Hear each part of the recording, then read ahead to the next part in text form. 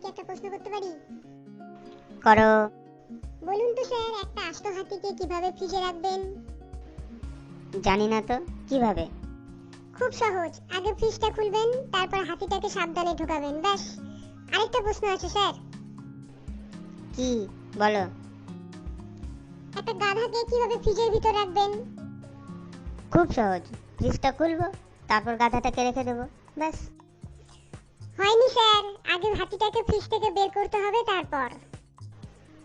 ওহো, তাই তো। স্যার আরেকটা প্রশ্ন। বনের সমস্ত পশু পাখি সিংহ মামার জন্মদিনে নিমন্ত্রণ খেতে গেছে, কিন্তু একজন ছাড়া, সেটা কে? মনে হয় বাঘ, কারণ একজন অপরজনকে দেখতে পারে না।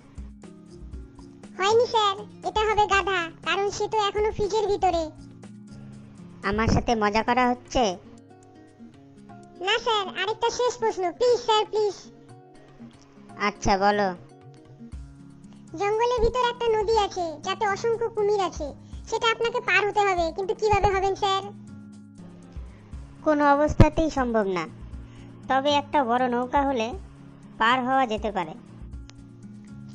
এটাও হয়নি স্যার, আপনি সাঁতরে সহজে নদী পার হতে পারবেন, কারণ কুমিরগুলো সিংহের জন্মদিনে গিয়েছে।